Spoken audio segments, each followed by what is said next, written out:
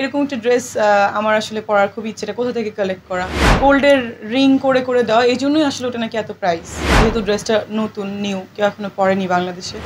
বাংলাদেশে আসি প্রতিবারই কিন্তু উটের মাংস আমাকে গিফট করা হয়, আমি নিয়ে আসি, এবারও এনেছি। আমি যে কফিটাও পর্যন্ত বাসায় খাই সেটাও কিন্তু উটের যে মিল্ক আছে স্পেশালি ওইটা আমি ইউজ করে খাই। আর মিল্ক তো আসলে আমার ফ্যামিলির সবাই খায়, এটা বলা যাবে না কত দাম। এত বললে পরে ট্যাক্স কোম্পানি ঘোরাঘুরি করবে আমার পিছে।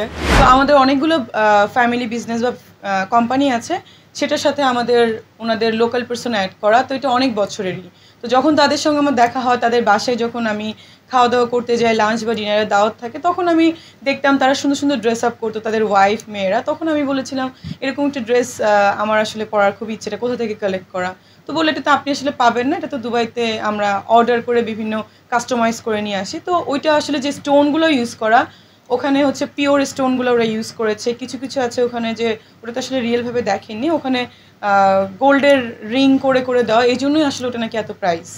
ওই জায়গাটা হচ্ছে যে বুর্জ খলিফাতে যে তোলা হচ্ছে, কারণ ওই দিন আমি ওই ড্রেসটা পরে ঘুরছিলাম, তখন আমাকে বললো একটা শ্যুট করে ফেলা বেটার। তো ভাবলাম আচ্ছা ঠিক আছে, চলো একটা শ্যুট করে ফেলি, যেহেতু ড্রেসটা নতুন নিউ, কেউ এখনো পরেনি বাংলাদেশে। আর দুবাইতে যেহেতু আমি থাকি, আমার রেসিডেন্স, তো ওখানের আমি কালচারটা খুব বেশি মানে থাকতে থাকতে কি হয়, আমি তো ওখানে লাইক যেমন ইউকেতে 1 বছর ছিলাম ফেলোশিপের জন্য, দুবাইতেও টানা আমার 1-2 বছর থাকা হয়েছে করোনার পরপর।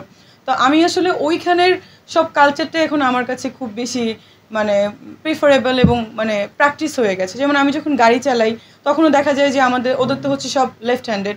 তো আমি যখন ড্রাইভ করছি তখন আমার এই প্রবলেমটা হয়, কারণ আমি যখন দুবাইতে যাই তখন আমিও ওখানে গাড়ি ড্রাইভ করি। তো এটাই হচ্ছে ব্যাপার। যেমন আরেকটা জিনিস বলি, যে আমি যখন বাংলাদেশে আসি প্রতিবারই কিন্তু উটের মাংস আমাকে গিফট করা হয়, আমি নিয়ে আসি, এবারও এনেছি। আবার হচ্ছে আমি যে কফিটাও পর্যন্ত বাসায় খাই, সেটাও কিন্তু উটের যে মিল্ক আছে স্পেশালি ওইটা আমি ইউজ করে খাই। এটাও কিন্তু অনেকে জানে না, কিন্তু এটা কিন্তু খুবই মানে কি বলে হেলদি অ্যান্ড নাইস। না, উটের মাংসগুলো তো যারা ওখানকার তারাই গিফট করে, কারণ তারা তো উটের মাংসই মানে ইউজ টু খাওয়া নিয়ে, ওনারাই আমাকে দিয়ে দেয়। আমি প্রতিবারই যখন আসি দুবাই থেকে আমি নিয়ে আসি, আমার কাজিনদের রিলেটিভসদের আমি ইনভাইট করি। আর যেহেতু ঈদ, সবাই বাসায় আসবে, সেহেতু একটু বেশি বেশি করে নিয়ে আসা হয়েছে। আর মিল্ক তো আসলে আমার ফ্যামিলির সবাই খায়, যেটা আনা হয় দুধগুলা উটের, সেটা ওখান থেকেই আনা হয়। না, গিফট তো পেয়েছি, দেখলেন অনেক কিছুই পেয়েছি, আসলে সব তো বলা যায় না। তো যেটা ড্রেসেস, ওটা তো বলা হয়ে গেছে। আর এটাও আমি পরে এসেছি, এটাও আমার ঈদের ড্রেস, যেহেতু এটা ইন্ডিয়া থেকে কালেকশন করা। এটাও গিফট পেয়েছি, অ্যাকচুয়ালি গিফটই পাওয়া হয় এটা। হ্যাঁ, আমি দেখেছি যখন কিনেছি, দুটোই কেনা হয়েছে, পিঙ্ক একটা, এই কালার একটা, মান্নাভার থেকে কেনা।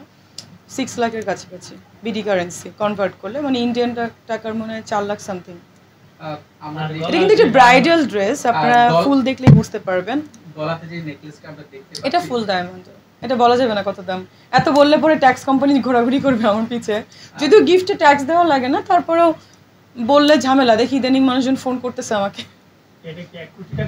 না না, এত বেশি না, কি যে বলেন ভাইয়া, সব কি কোটিতে? না না না,